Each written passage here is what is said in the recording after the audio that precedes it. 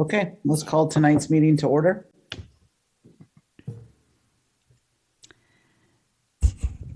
Councillor Hartmeyer-Prigg. Here.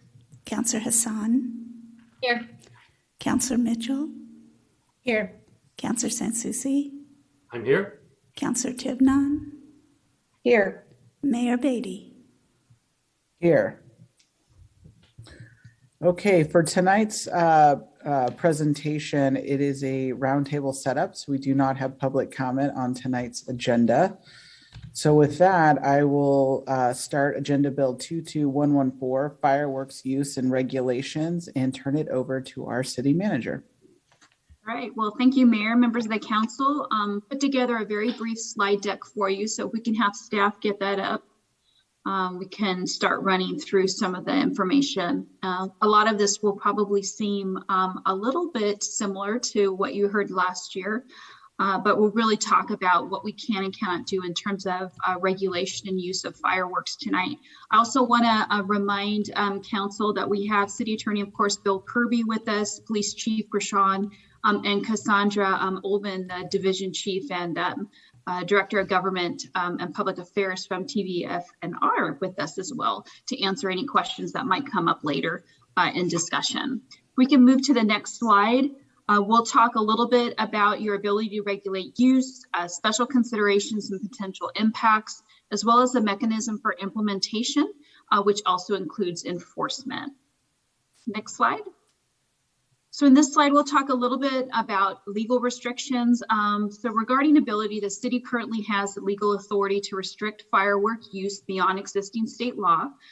This includes fireworks that are currently legal within the state. So the fireworks that people typically will purchase and use in your neighborhoods for 4th of July. So we call those consumer fireworks.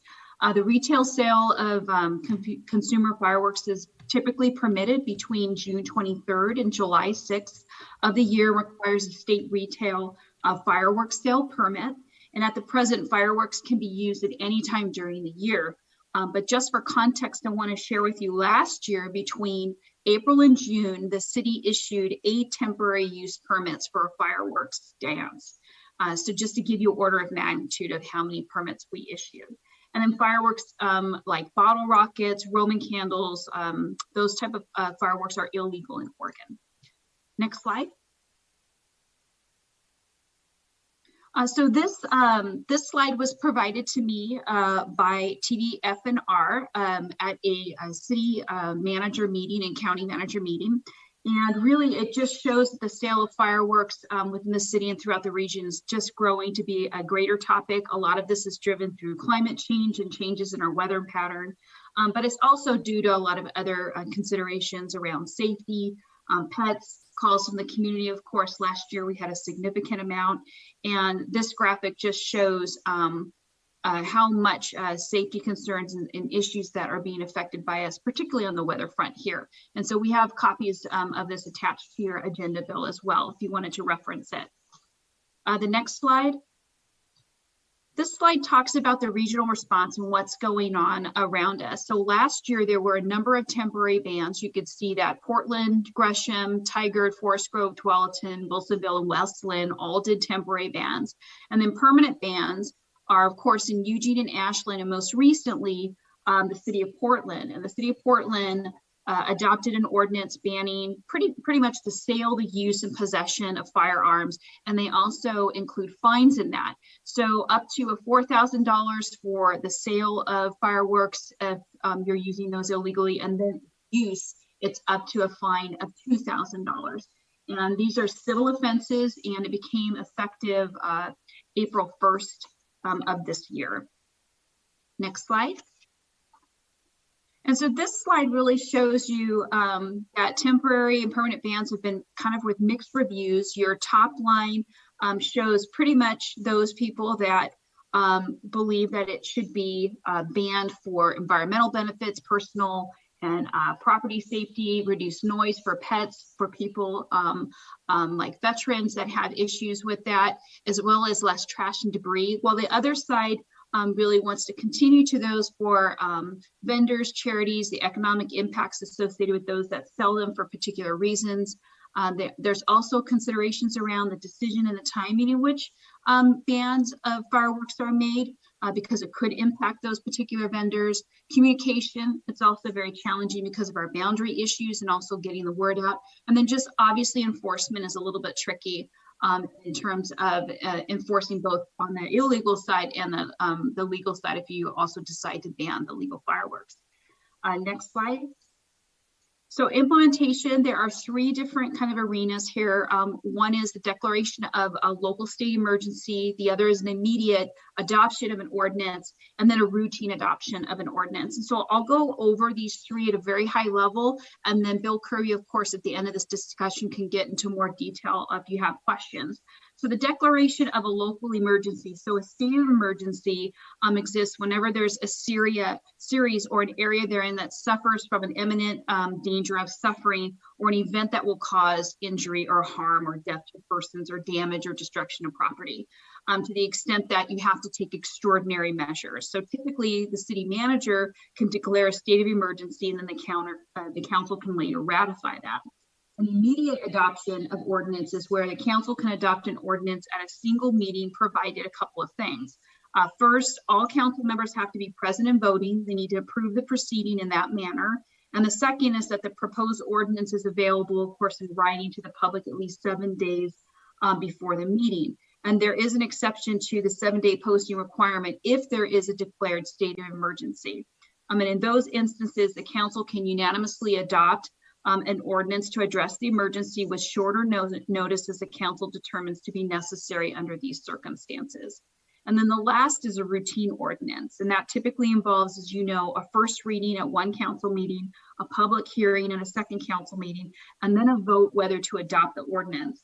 Adopted ordinances usually take about 30 days to take effect after passage, but the council can also specify a different effective date sooner or later than the 30 days. Next slide.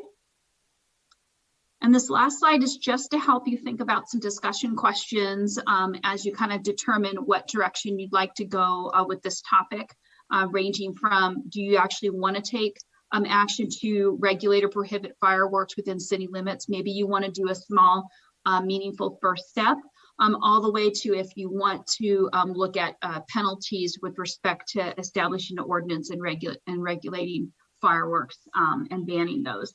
We really would love to hear your feedback on how you feel about issues around enforcement, and really understand what your desired outcomes is if you choose to go down the path of banning anything.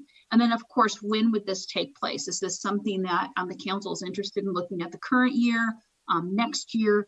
So really implementation will be another important area to discuss as well. So again, these are just ideas, food for thought to kind of kick off your roundtable discussion, but we wanted to take the opportunity to just set the table with a little bit of what you've heard in the past, and then have our key kind of experts here to answer your questions. So with that, I'll turn it right back over to the mayor. Thank you.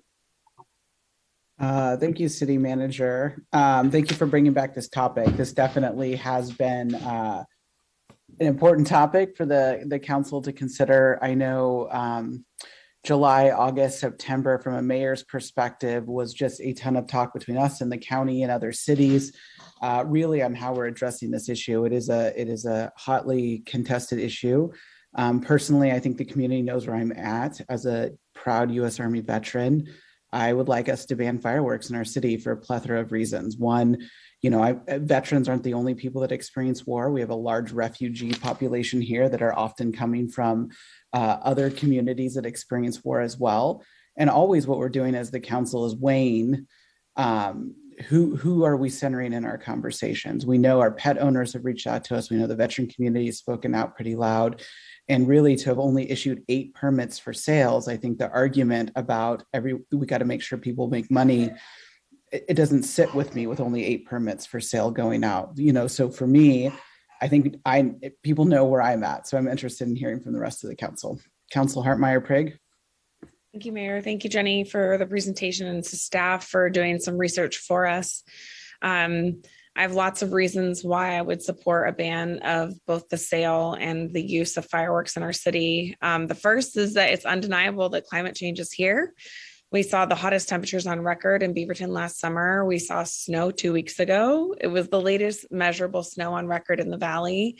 So we can't ignore climate change. It's here now. We're in a state of drought, and no atmospheric river is going to undo that in time for the summer. So to Mayor Beatty's point about our veterans, we have flags down Murray Road that honor our amazing veterans. But if we really want to honor them, we would recognize the trauma that our veterans and other folks have endured at war by saying, we are not going to allow fireworks here. We're going to recognize how traumatizing that is.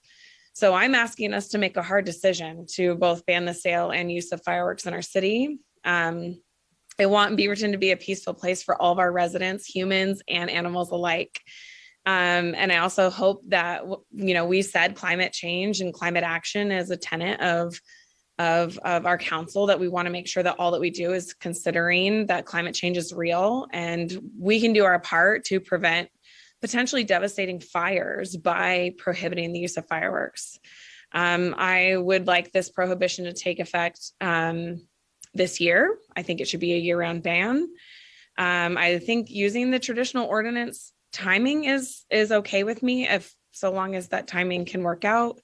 And then the last thing around penalty is, like, I would love for this to be community service as a penalty, because we have a lot of ways that our community needs our support, and I'm not a particularly punitive person. And so I think community service could be a really interesting way for us to kind of handle a certain amount of violations. That's a great suggestion, Councilor Hartmeyer-Prigg. Council President?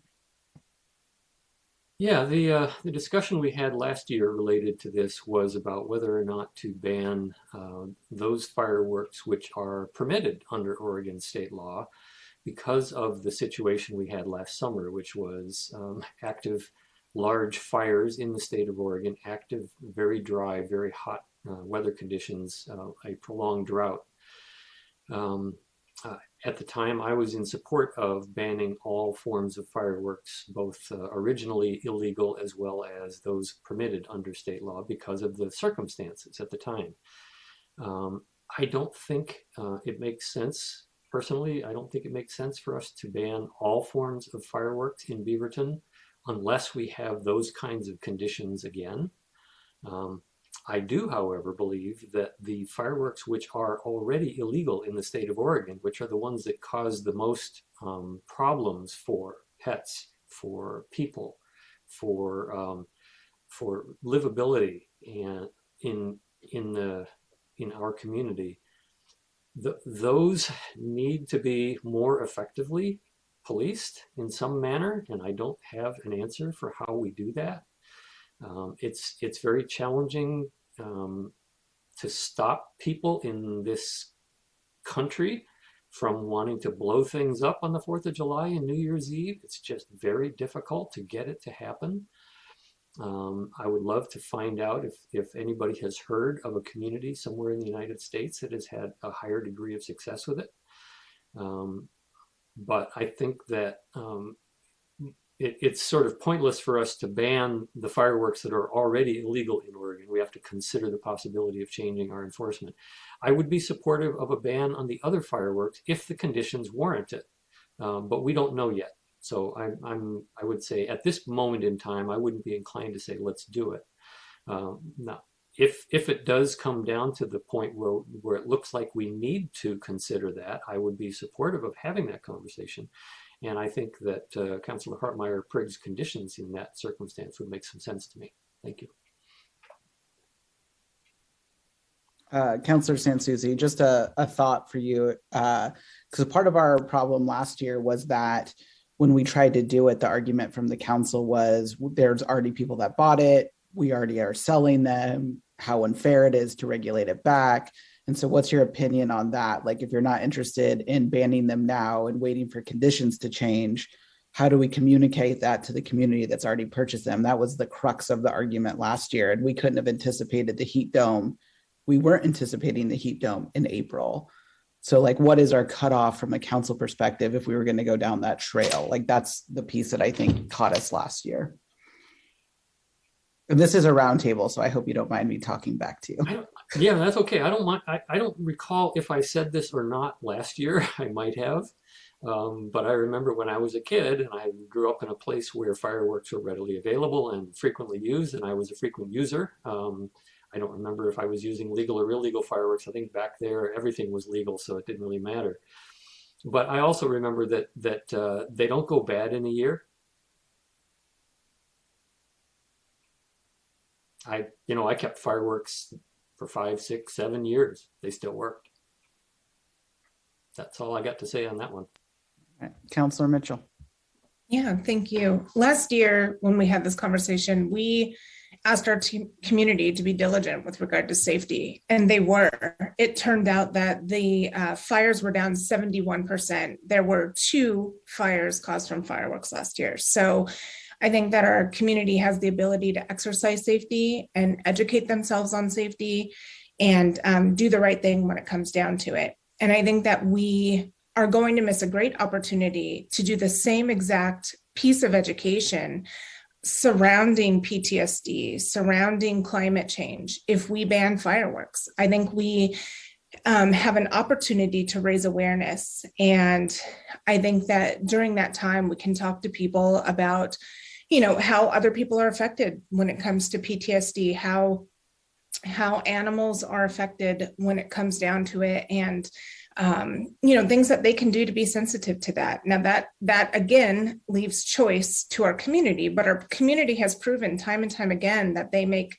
diligent, wise choices. And I want to not take that away from them. They deserve to have an opportunity to exercise consideration, or even take the opportunity to educate themselves on what it looks like. Because if we use that month of July to raise awareness about things like PTSD, use the tools and the platform that we have to help people, instead of just banning 4th of July, it makes me think of that saying, if you give a person a fish, you feed them for a day. If you teach them how to fish, you feed them for a lifetime. And this is what I'm thinking when it comes to that. If we educate people, we take that month of July or even June and July and make it a PTSD awareness, even with regard to animals, we are educating people, and they're wondering why. Well, why is because people are affected. People are affected on a great level, a scale that, we need to raise awareness about. If people have the opportunity to gain, then chances are highly likely, especially in Beaverton, that they will take that opportunity to do so. So I think that, that is a really great approach with regard to the veterans piece of things. And then with regard to climate change, well, and actually one more piece to the veterans thing. We have a person in our community who emails us like 15 times a day. They place hundreds of calls to the police department about sound. One might consider, does this person have PTSD? I don't see us taking a lot of action to that. So pardon me when I say that some of this talk about PTSD seems a bit disingenuous, because there are a lot of great opportunities to raise awareness, to do things differently when it comes to the loud sounds of everyday life, yet we are not doing any of that. And so I don't think that the first step would be to ban fireworks. And then when it comes to climate change, I think about kind of going along the lines of traffic in Beaverton. We have a lot of traffic. We have a lot of Amazon traffic. We have a lot of Grubhub, DoorDash, grocery deliveries, so much traffic that contributes on a major, great scale to climate change. I haven't seen any quantifiable data that speaks to the fact that there's going to be a huge change in climate change from removing fireworks, for even if it's for 2 weeks in a year. If we're using the maximum time, let's even go a full month on that. I think that what we need to do is take the opportunity to allow people to say, hey, do you want to do fireworks? Because here could be the long-term effects. I think it's, again, an education process. And, I just really think that one of the largest pieces here is that we're Beaverton. We always speak to being welcoming and to preserving culture. And this is a major piece of American culture. Now, there is some negativity that could surround it.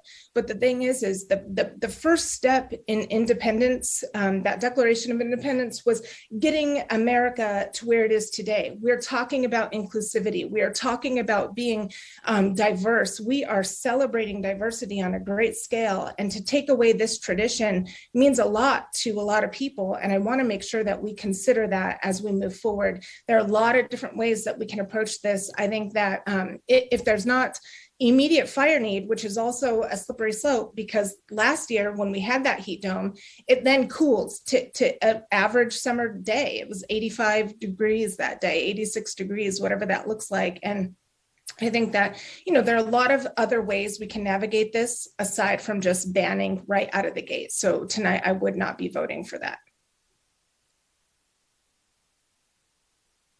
Councillor Tivnon. Yeah, this was a really tough conversation that we had last year. And the sticking point for me, in addition to the one that you mentioned, Mayor Beatty, about the fact that there were already a lot of fireworks out in the community sitting in people's houses that they'd already purchased, and that we weren't going to stop selling them. That is part of it. But the other part, the bigger part, and the part that I'm still stuck on, is that we have no indication from Washington County if they are planning to impose a ban in the unincorporated areas. I have scanned through past conversations that have been happening in public meetings and haven't seen this come up again. And I am uncomfortable with the idea of moving forward with anything to do with prohibiting fireworks if there is not going to be the same types of limitations posed in unincorporated. This might not be as much of an issue in, say, Tigard or Hillsborough if they were to consider it, but the boundary around Beaverton is unlike pretty much any other city in Washington County, and there is a lot of unincorporated within it, and that creates some serious issues. Not least of which is enforcement. I think we would be putting our first responders in a really tricky position, especially our law enforcement, to be able to enforce any kind of ban. The second part is that we would be putting neighbors against neighbors on who could and could not have them, sometimes directly across the street from each other, and that just seems illogical to me. There's a couple other things. Regarding advisory or a ban, last year we ended up going with an advisory. We did not have a vote on this. We were at 6, like we are tonight, so that's unfortunate, but we did go with that, and I was nervous about it. I could not stay in my house. As soon as it got dark, I grabbed the keys and I started driving around our neighborhoods because I was worried. And I was really surprised to find that most of the neighborhoods I drove through were dark and people were not out. And the ones that were exceedingly cautious. A lot of buckets of water and hoses around. I saw people in the middle of the street looking for traffic on their quiet neighborhood streets, but being very careful. I think our residents heeded the warning by and large, as the numbers kind of bore out from what we saw from TVFNR. The ones that worry me more are the ones that are already illegal. Have some down the street from us, and they do it every single year. And I can't quite for life me figure out how they keep getting away with it, because it's on the exact same block every year. They're not coming from Oregon. These are getting bought up in Washington or who knows where else, but they're bringing them in regardless if they're legal or not. I do not think this solves the problem of banning everything. I think that we need to talk about what enforcement looks like regarding the illegal ones, how we can better map out where these are happening, because there tends to be patterns from what I'm seeing. So that is something I'd like to look into more. A couple more things.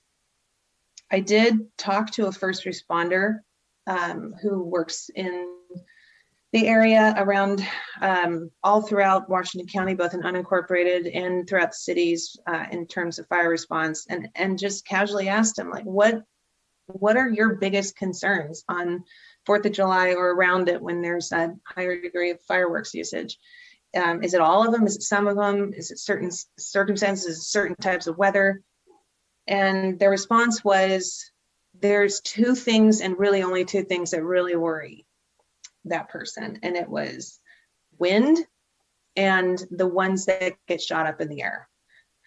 And I think that that's kind of spot on. Is the by and large, from what I understand, most of the fires that we see breaking out are ones from projectiles that are being shot up into the air, and then who knows where they're going to land. But that gets back to the first point, that those are already illegal.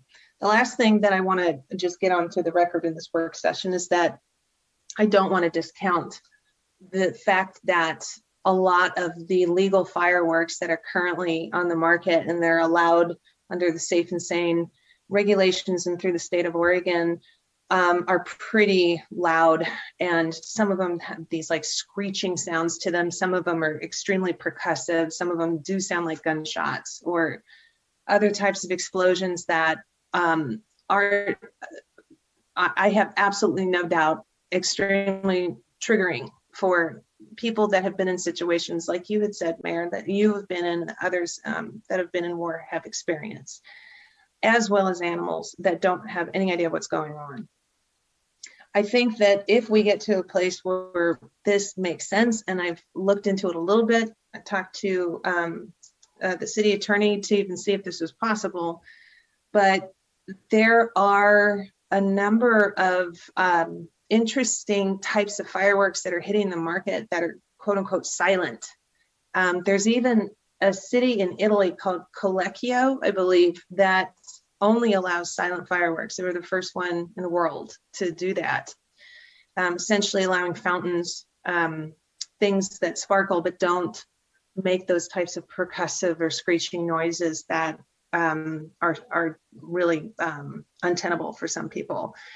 I really am interested in learning more about that to see if there's something that we could do to maybe be prescriptive about what types of fireworks that we allow in Beaverton. But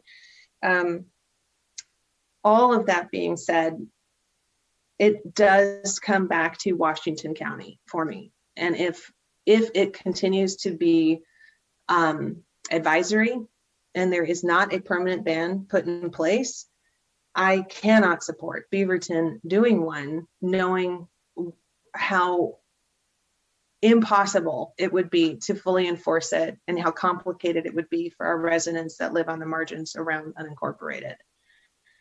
I think that's about all the comments that I had on it, but I might think of others as the conversation continues. Councillor Hassan.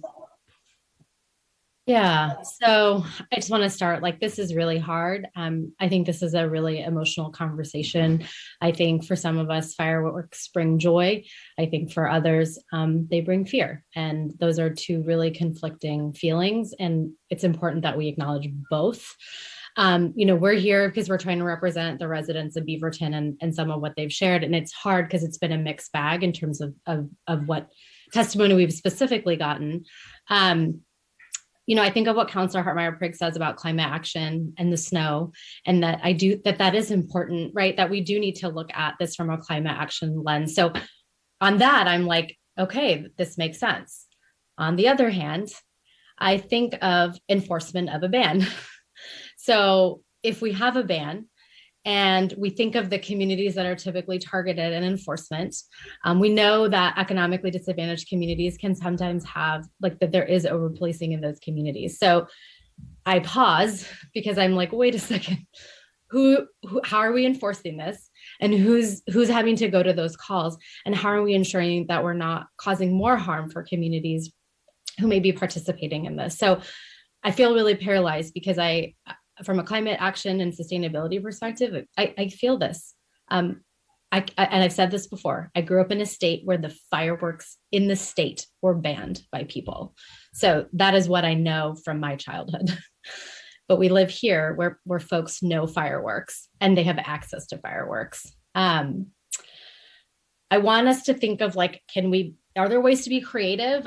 Some questions that I wrote down, we don't have to answer these, but these are just questions that I have in my mind is, if Portland has a ban, how are they enforcing the ban? What does that ban look like? I know that there was, I think I Googled it, right? And there's some fines there. So how are we what does enforcement look like if that's something that we went toward? Other ways I'd like for us to be creative, and the city manager has heard this, but I want everyone to hear it, is, are there ways for us to create pockets or areas where families can participate in fireworks? So could our NACs have designated areas for families who want to participate in safe fireworks and have safety and support of people being able to support that? Can we consider some sort of a show? Again, grew up in a state where fireworks were banned, but free shows were accessible to all communities to watch fireworks. And then the last thing I would encourage us to be thinking about is, if the fire department was to see like that heat threshold, and forgive me, I don't know the language, but if there was something, in that June 15th or June 3rd, could we, rather than come back to this conversation, say that on June 30th, we're going to look at A, B, and C factors from the fire department. And if those A, B, and C show X, then we're going to proceed with a ban. I will also say that I think Washington County's participation, to Councilor Tivnan's point, is important, because our Swiss cheese limits do create complicated scenarios for people to go in different pockets. Can I just ask a silly question? Does Portland cover unincorporated Washington County? Like, can families in Bethany do fireworks, or is that not covered based on the Portland ban? It's only in Portland city boundaries, so it would not include unincorporated Washington County. Thank you for that clarification. I mean, just for context, Bethany families have Portland zip code. So there's just this confusion of like, I literally don't know whether Bethany Portland would be included. And it's helpful that I should just look at a map, but I don't know that is, as something that people even understand that might live in those neighborhoods. That's all I have. Councilor Hartmeyer-Prig. Thank you. I think my point about climate action is not that fireworks contribute to climate change. It's that climate change creates conditions for fireworks to be even more unsafe and to be more likely to cause a fire. The huge fire that happened a couple of years ago that, Multnomah Falls was closed for years was started from a firework. So my concern is that the conditions of changing climate are leading to dangerous circumstances for any fireworks to be used. The fire danger is great. It doesn't matter that the temperature on 4th of July was only 86 degrees last year. For the weeks leading up to it, it was so dry and it was so hot. That's why the fire danger was high. So that's why the climate thing matters to me, is that climate change creates the conditions that make fireworks less safe. I think that I'm hearing my colleagues offer a lot of questions and not a lot of ideas. And I get it. This is hard. And it's like, I'm not a fire policy person myself, but it is our role to create policy. So we need to try to come up with those ideas if we're going to move forward. And if we would like to move forward with, I'm hearing lots of different ideas, but if we wanted to move forward with something like, okay, here's the conditions that we would consider a ban to be needed for a total ban on fireworks use. If XYZ climate conditions are present in a given year, then we have that tool to pull on. And everyone's now on notice that every year it could change, and every year you might not be able to use your fireworks, and you'll find out a week or two before the 4th of July. I just think that this is a very important thing for us to do. I also agree that enforcement against the illegal, big booming fireworks, we need to figure out what enforcement looks like around there for sure. I think fines in that case make a lot of sense, because if someone's able to go spend a bunch of money on illegal fireworks, then they can afford the fine that comes along with it. And then we can throw in some community service to make up for their bad behavior. So I don't, it's not looking like we have the votes to actually get towards the type of ban that I'm looking for. And that's fine with me. I would love for us to like have a stronger stance on fireworks generally. And so I guess for me, that would be looking at stronger enforcement around these illegal fireworks being used. And I would love for us to come up with that set of criteria that like what constitutes the right sort of circumstances that we would consider a total ban every year. Ms. Hariyama. Thank you, Mayor. One thing I wanted to point out is that we do have Cassandra here who might be able to help inform some of the comments that I've heard from counselors make around what conditions could inform a ban. I believe the fire district met today and had a conversation on that topic. And if Cassandra has any information to offer that might provide some clarity around that for the council, that would be really helpful.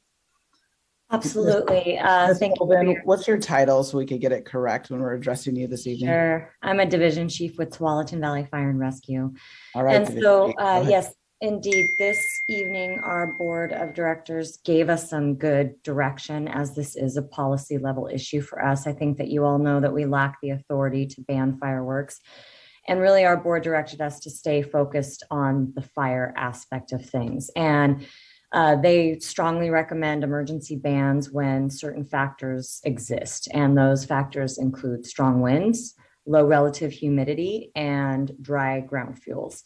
Oftentimes those correlate nearly always with red flag warnings, and those are issued by the National Weather Service. So that is something that we can continue to communicate with the city as it relates to those specific conditions existing. So regardless of whether or not bans are in place, we have had a practice of doing education and encouraging residents to consider celebrating without fireworks and attending professional displays. And we will likely continue that same education, and we will support our cities that do choose to implement bans or not, and want to continue to partner. In the past, some of that partnership has included us riding along with law enforcement officers, being a visible presence in communities, just to be there to have conversations with people, just so that they know that police and fire are circulating in the community. And sometimes that helps encourage wise behavior, i.e. not using illegal fireworks, even when there is not a ban of legal fireworks in place. So hopefully that answers your questions, and that's where our policymakers have kind of kept our focus. Ms. Hariyama, did you have your hand up? Yes, I did. Just one clarification for Cassandra. Is a direction for the district that when these factors are in play, that they would be advising the cities and then they could use that to inform a potential emergency ban? Is that kind of the one of the outcomes or the interest in having that clarification, to have specific criteria mapped out that drives that potential kind of decision factor for cities around this issue, or could it be? Yes. So we are strongly recommending emergency bans during extreme fire conditions. And the way that we measure those extreme fire conditions are those three factors that I mentioned previously: strong winds, low relative humidity, and dry ground fuels, which, as I mentioned before, those are typically all circumstances that will also have the National Weather Service initiating a red flag warning, meaning that there is a higher risk of fire present in a particular area. Thank you. Councilor Mitchell. Yeah, I thank you, Cassandra, for that information. I think that was a huge piece of our conversation last year, was what does TVFNR think, and I think that we're all ahead of this discussion this year. So we're not scrambling at the last minute. I remember some sheet that came out, and that was pretty much the end of, so it's nice to get, especially with the winds, dry conditions, what Councilor Sansusi said, when those situations arise, which we're not going to know until we are right upon it, those are the conditions that we then think about what does emergency, inaction look like. And I think that those are the appropriate ways to approach the situation, because everything is so circumstantial. It can change, it cannot change. I mean, there's all these different things, but to ban it permanently is just something that I think does not say that we're open for a lot of discussion, that we're not open for business, that we're not open to consider different perspectives. And this is a really huge chance to be innovative in a way that we raise awareness. And I don't think that we should step away from it. I think we should lean into it as a city. And it sounds like tonight we're not going to be making any major decisions, but one decision I would encourage us to do is to create this platform of awareness. What does that look like? If we have got a new city website, there were a lot of ways to get the message out there last year that, hey, everybody be careful. And guess what? Again, everybody was. Fires were down 71%. We had 2 firework related fires in Beaverton. So if we could just use that, we have much more time to get the messaging out there. I think we can have a very successful messaging campaign, awareness campaign that can make huge strides, not only in our city, but maybe the regions around us might look and say, okay, this is a great opportunity to raise awareness for these causes. So that is what I have to say. Well, we've talked a lot about conditions and what we would do in that situation. 2 conditions that don't change based on input are, one, those of our pets. We don't have any data on how many pets run away. It'd be an interesting perspective. We know that it happens quite a bit. Those of us that have animals often have to lock them in a room, put a thunder coat on, medicate them up. And, I don't know if an awareness campaign gets to the root of helping with PTSD. Like in this event, would I go door to door and say, hey, neighbors, I've experienced war and we have to leave town because it's so bad. And I would is it my responsibility to go door to door and ask my neighbors not to do it? I don't think an awareness campaign addresses the human need of looking out for people in our community. And I know it's not canceling America's birthday. It's not canceling 4th of July. I'm probably one of the most patriotic people there is. My husband and I both as veterans. What I'm disappointed, I think, in this conversation is the dismissal of that, of everyone else's rights trump what someone like me has experienced. And that's unfortunate because we talk a lot on this council about how our community feels about being welcoming. I don't feel very welcomed in this conversation. And that's okay. You can choose to ignore it. And I would just say to my colleagues, I hope you never have to experience what I've experienced. I hope you never. I would not wish the best day of my time at war on my worst enemy. And to think about something like that from a different perspective was what I was hoping you guys would come today. America's birthday is important to me.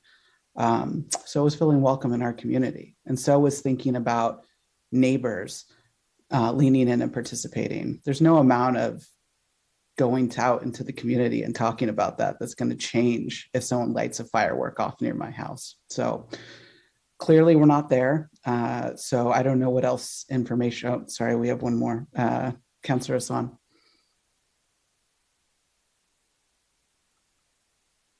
I think Councillor Mitchell was first, right? Yes, thank you. Yeah, Mayor, to your point with regard to perhaps semantics about, raising awareness, it's a trauma-informed approach, right? It's not going and saying this neighbor has PTSD. It's how do we be a bit more sensitive when it comes to the community at large? And so, when we think about design, we think about trauma-informed. There's all sorts of different trauma-informed lenses that we can put on that don't make people feel that they have to identify in any sort of certain trauma that they have experienced. So that is what I was meaning by that. Not to go around and tell people you have PTSD. That is not what I meant. Councillor Hassan. I do want to take a moment and just say, I hear and recognize what you're sharing. I know how hard it can be to talk about trauma. I also think that we have to center the community in these decisions, and we have to be careful of the things like our lived experiences and how we balance those lived experiences with making choices for our community. So I hope you know that I very much hear like in your voice, like how hard this is, like I do. And I'm sad for it. But I think we're also here because we have to be representative of different folks with different perspectives. And I want to be really clear, like if the fire department folks are at that 90, that percent, I'm here for it. If the county wants to do a ban, I'm here for it. If I will write a letter to the state, I support banning fireworks. I have a lot of concerns as to how we get there and the ways that we do it in a way that centers our community and what's best for us. I appreciate that, Councillor Hassan, but literally every meeting you talk to the council about centering the voice of community of color, even when they're not the most predominant voice in the room. Councillor Sansusi. I'll just repeat part of what I said earlier, and maybe suggest to our city manager, it would be really nice for us to figure out, are there tools, techniques, or strategies that we could use for stronger enforcement of the state of Oregon's ban on exploding fireworks, which are the principal cause of most of the problems that people have with fireworks.